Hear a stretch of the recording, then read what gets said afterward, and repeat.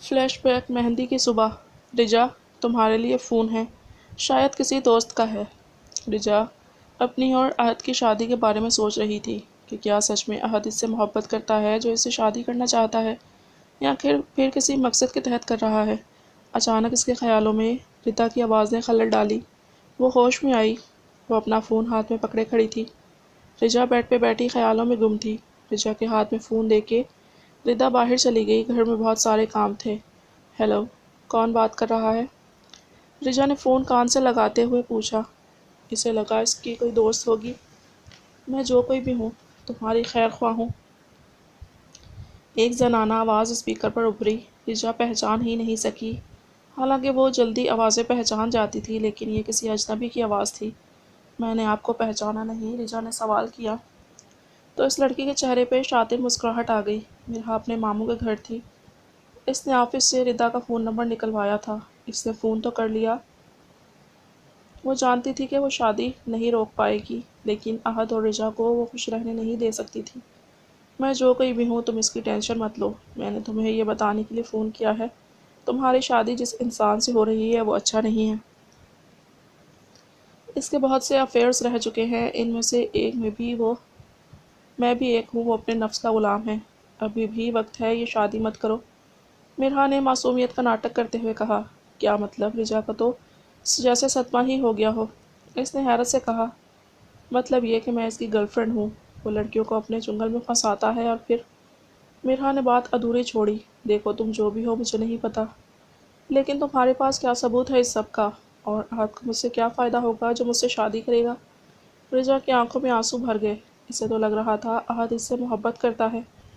वो इसे इससे लिए शादी कर रहा है, लेकिन ये क्या, ये कौन थी? देखो, मैं जानती हूँ तुम देख नहीं सकती। अहद सिर्फ लोगों के सामने अच्छा दिखने के लिए ये सब कर रहा है, वरना अहद जैसे अमीर सादे के लिए लड़कियों की कमी है क्या?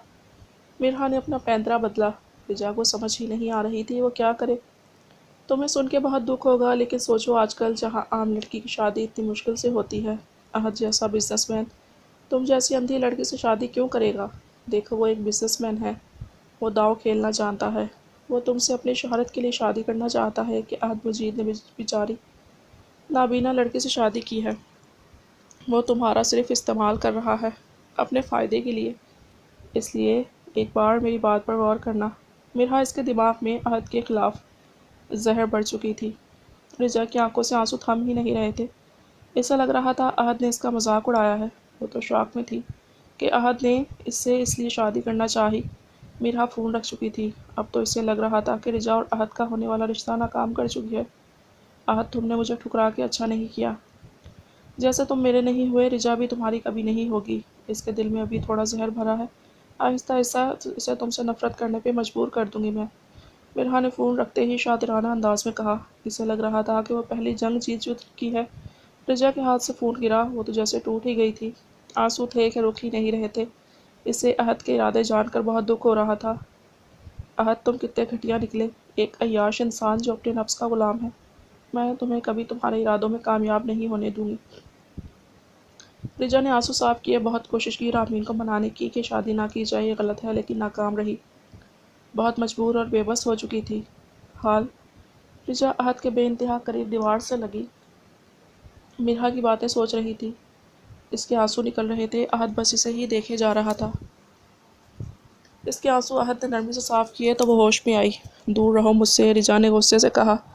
तो अहद मुस्कुरा दिया। वो पीछे हटा। इसने रिजा का हाथ पकड़ा और इसे शीशे के सामने ले आया। रिजा तो देख नहीं सकती थी, लेकिन वो इसे अपने बाहों में लिए शीशे में गौर से देख रहा था। रिजा खुद को छुड़वाने की नाकाम कोशिश कर रही थी। दूर तो नहीं से रह सकता रिजा, लेकिन कुछ भी हो, तुम मेरी बनकर बहुत प्यारी लग रही हो। अहद इसकी मज़ाहमत और जहरीले लफ्ज़ बर्दाश्त करके मुस्कुरा रहा था। रिजा भले ही इसकी हो चुकी थी, मोहब्बत तो इसकी नहीं हासिल कर सका था। मैं कभी तुम्हारी नहीं हो सकती, और ये अच्छाई का ढोंग बंद कर दो। मुझे तुम्हारी झूठी मोहब्बत की भीख नहीं चाहिए, समझे? रिजा गुस्से से फंकारी। इसका दिल कर रहा था भाग जाए, लेकिन अहद का हिसार और इसकी बेनाई से इस बात की इजाज़त नहीं दे रही थी। अहद ने इसका दुपट्टा पिनों से आज़ाद किया। रिजा की जान तो सही मायनों में अब निकली थी। अब वो झटपटा रही थी, लेकिन अहद का हिसार इतना कमज़ोर नहीं था। रिजा, मेरी मोहब्बत झूठी नहीं है, समझी? अहद ने इसकी नाक की नथनी को खोली। रिजा के आंसू अब आने वाले थे। इसे अहद का लहजा महसूस हो रहा था, जैसे इस पर खुमार सा तारी हो रहा हो। इसे मिरहा की बातें अब सच लगने लगी थी। अहद को रिजा का रूप देख के सच में बहक रहा था। वो बहुत प्यारी लग रही थी। अहद ने इसे ज्वेलरी से आज़ाद किया, इसके बाल खोल दिए, सारी ज्वेलरी उतार के ड्रेसिंग टेबल पर रख दी। वो मुसलसल खुद को आज़ाद करवाने की कोशिश कर रही थी, लेकिन अहद की गिरफ्त इतनी भी कमज़ोर नहीं थी। वो मुस्कुरा रहा था। रिजा को अहद ने अपनी तरफ मोड़ा और इसका माथा चूमा। रिजा अहद के लिम्स पे 1 मिनट के लिए खो गई। रिजा, मैंने तुमसे सच्ची मोहब्बत की है। मेरी मोहब्बत झूठी कभी नहीं हो सकती। तुम्हें लग रहा है तुम देख नहीं सकती, ये तुम्हारी कमी है, लेकिन मेरे नज़र से देखो, तुमसे मुकम्मल और हमसफ़र अच्छी कोई हो ही नहीं सकती। रिजा, तुम्हें पता है बचपन से लेकर आज तक मैं मोहब्बत के लिए तरसा हूँ। अपने माँ बाप की कमी दादा दादी ने बहुत पूरी करने की कोशिश की, लेकिन एक खालीपन सा है मेरी ज़िंदगी में। लेकिन अब तुम आ गई हो ना, तो ये खालीपन जल्द भर जाएगा। अहद ने इसे सीने से लगाए कहा। वो खुद को छुड़वाने की कोशिश कर रही थी, पर नाकाम रही। अहद की बातें सुन के वो थम गई। इसे अहद की आवाज़ में एक दर्द, एक दुख लगा। इसे लगा कि अहद बहुत अकेला है। रिजा को खुद से अलग किया। वो अपने रूम में मौजूद स्लाइडिंग डोर तक गया। ऐसा लग रहा था कि वो वार्डरोब है, लेकिन वो तो ड्रेसिंग रूम था, अंदर वार्डरोब थी। इसने वहाँ से एक हल्का सा ग्रे कलर का लॉन का सूट लिया और रिजा के हाथों में थमा दिया। रिजा हैरान थी कि वो क्या कर रहा है। इसे ऐसे हैरत में देख के अहद ने मुस्कुराते हुए कहा, जानम मत सोचो इतना, तुम्हारी मर्ज़ी के बगैर शादी कर ली है, लेकिन हक तब तक नहीं जताऊंगा जब तक तुम्हारी मर्ज़ी नहीं होगी। अब ज़्यादा परेशान मत हो, इतना ट्रस्ट कर सकती हो तुम मुझ पे। इसने रिजा के बाल कान के पीछे अड़सते हुए कहा।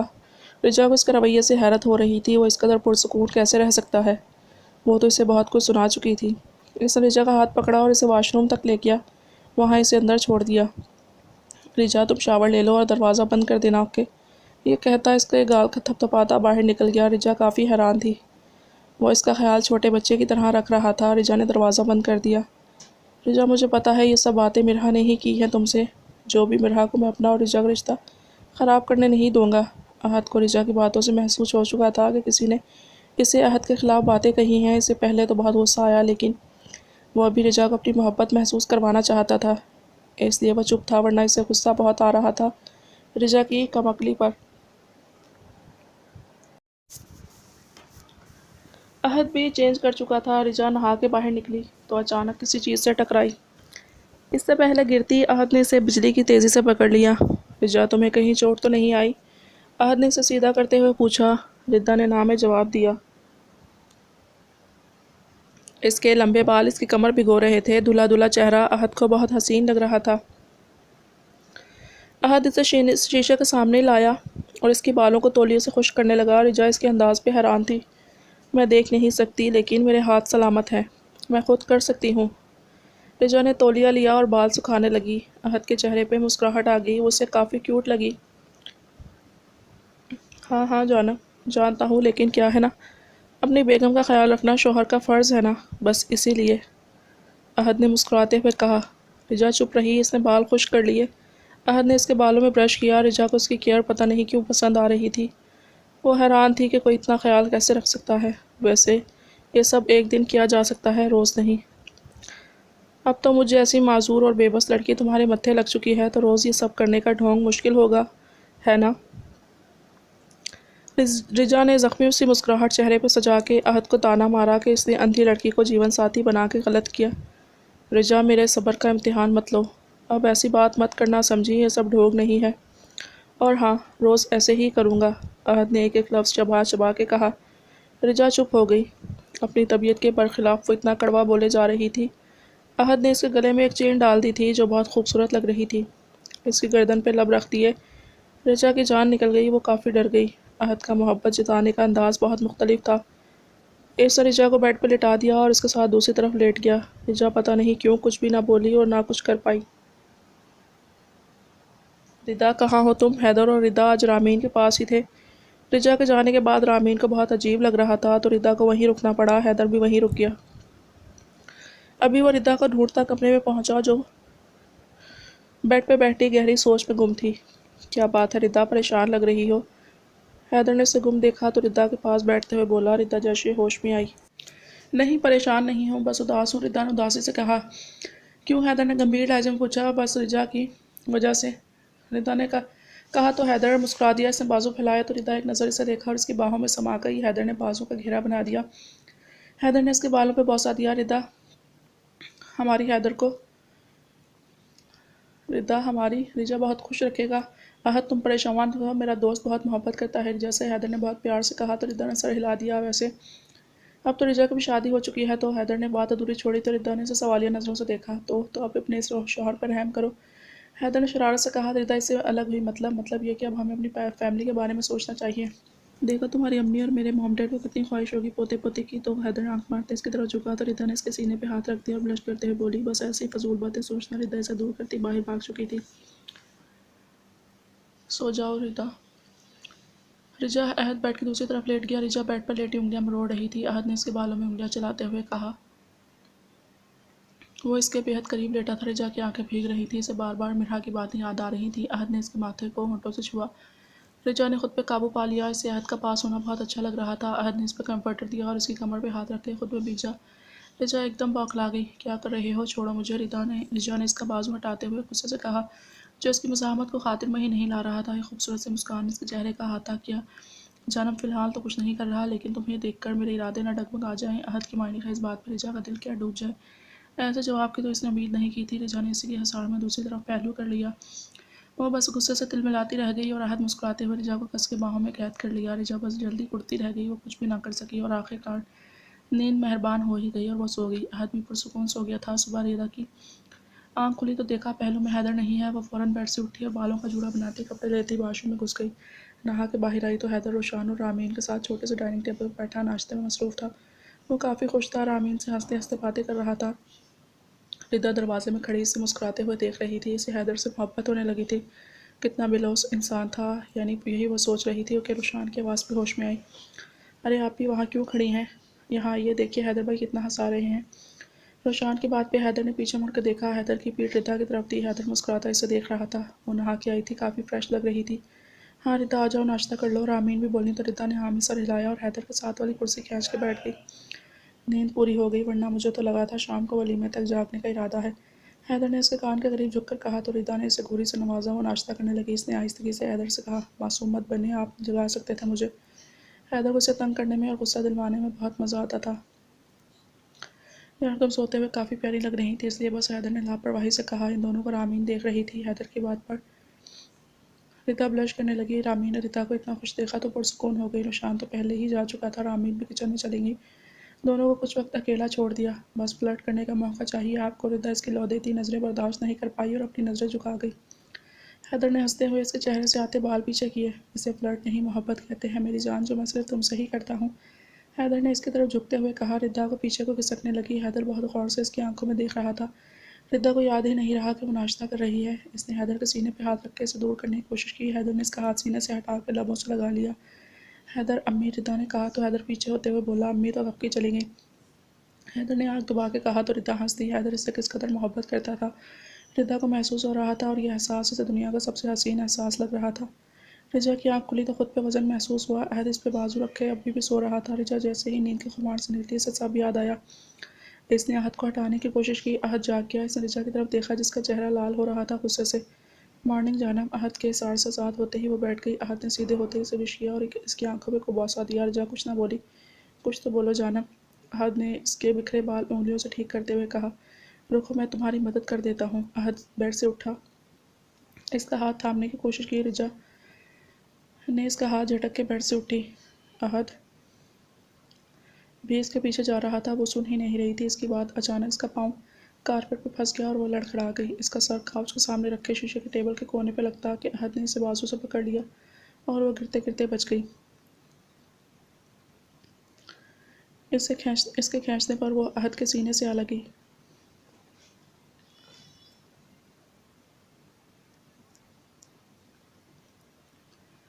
जानम, तुम्हें अभी किसी भी चीज़ का अंदाज़ा नहीं है। तुम अभी भी अपने घर की भूल में हो। मैं जब कह रहा था कि मैं तुम्हारे लिए हूँ तो खुद से फिर फुर्ती दिखाने की क्या ज़रूरत थी। अभी लग जाती चोट।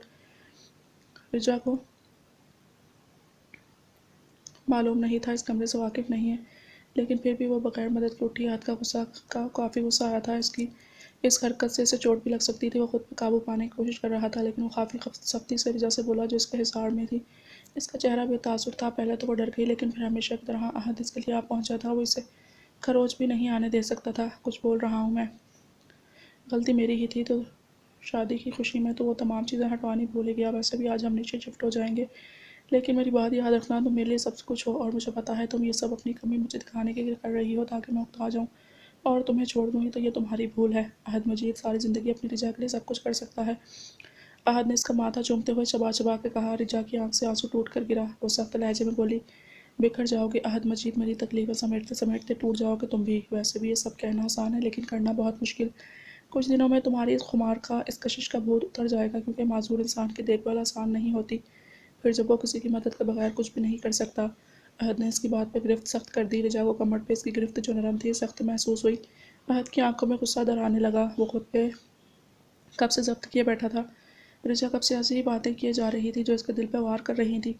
कितनी बार कहा है कि माजूर नहीं हो तुम, समझी, और मेरी मोहब्बत कोई खुमार नहीं है जो उतर जाए। रिजा से मोहब्बत करने से अहद कभी उतारेगा नहीं, अहद ने गुस्से से कहा। इसने एक एक लफ्ज़ पर जोर दिया। रिजा भी इसके हिसार में थी। देखते हैं, खैर देखूंगी क्या, लेकिन वक्त सब जाहिर कर देगा, रिजा ने आंसू साफ करते हुए कहा। तो अहद ने साइड स्माइल दी। मेरी जान, तुम्हें देखने की ज़रूरत नहीं है, बस तुम महसूस करो मेरी मोहब्बत को। अहद ने इसके कान में झुक के कहा और उसके कान की लौ को शिद्दत से चूम लिया। रिजा ने इसका लिप्स महसूस करते आंखें मूंद ली और इसका दिल अहद की कुर्बत से ज़ोर ज़ोर से धड़क रहा था। अहद जब जब रिजा के करीब जाता एक अजीब सा सुकून महसूस होता था। अहद ने इसे छोड़ दिया। इसने इसे एक सुर्ख और गोल्डन कलर का फ्रॉक रिजा को थमा दिया। इसने रिजा को वॉशरूम तक छोड़ दिया। अहद खुद साथ वाले रूम में शावर लेने चला गया। वापस आया तो सादा सी ग्रीन शर्ट और ब्लैक पैंट में मलबूस था। इसके चेहरे पे काफ़ी सुकून था, हमेशा की तरह। इसकी पर्सनैलिटी काफ़ी चार्मिंग लग रही थी। रिजा नहा के बाहर आई। इसने बालों को तौलिए से ढक रखा था और सुर्ख और ग्रीन शर्ट के फ्रॉक में मलबूस दूल्हा दूल्हा चेहरा अहद का बहुत हसीन लग रहा था। वो हाथ हवा में लहराती आगे बढ़ने लगी कि अहद ने इसका हाथ थाम लिया। ड्रेसिंग टेबल के सामने खड़ा करने के बाद इसने रिजा की फ्रॉक की जिप बंद कर दी जो खुली रह गई थी। रिजा इसकी उंगलियों को अपनी बैक से टच होते ही पसीना पसीना होने लगी। इसने रिजा के बाल तौलिए से आज़ाद किए, जो कुछ इसके चेहरे पर चिपक रहे थे उंगलियों से पीछे किए। रिजा की पलकें भारी होने लगीं। बहुत हसीन लग रही हो जानम, अहद ने इसके कंधे पर थोड़ी रखते हुए कहा। रिजा कुछ ना बोली। अहद ने इसके बाल खुश किए, से पूरी तरह तैयार किया, चूड़ियाँ पहना रहा था। बिल्कुल वैसी ही चूड़ियाँ जो रिजा ने तोड़ दी थी। याद है रिजा, तुमने मेरी दी हुई चूड़ियाँ तोड़ दी थी, बिल्कुल वैसी ही हैं ये, अभी ने मत तोड़ना। अहद ने रिजा का हाथ पकड़े चूड़ियाँ पहनाते हुए कहा। रिजा बस पत्थर बनी सुन रही थी, कोई रिएक्शन नहीं दे रही थी। हाँ याद है मुझे, इन चूड़ियों की तरह एक दिन तुम्हारी मोहब्बत का ये ड्रामा भी चकनाचूर हो जाएगा, रिजा ने कड़वे लहजे में कहा। इसके अंदाज से कड़वाहट छलक रही थी। अहद मुस्कुराए बिना न रह सका। इसने रिजा की बात का जवाब नहीं दिया। रिजा का हाथ थाम कर नीचे ले गया। रिजा साइमा और काजिम साहब के साथ काफ़ी मुस्कुरा कर बातें कर रही थी। नाश्ते के वक्त खुद अहद ने इसका नाश्ता लगाया। मोहब्बत भी क्या चीज़ होती है, महबूब के अलावा और कुछ नज़र ही नहीं आता। अहद रिजा को नाश्ता करवा रहा था। रिजा तो झेम गई। अहद सबके सामने इसे नाश्ता करवा रहा था। रिजा इसे कुछ बोल भी नहीं सकती थी। सब मुस्कुरा रहे थे कि अहद किस कदर इसका ख्याल रख रहा है।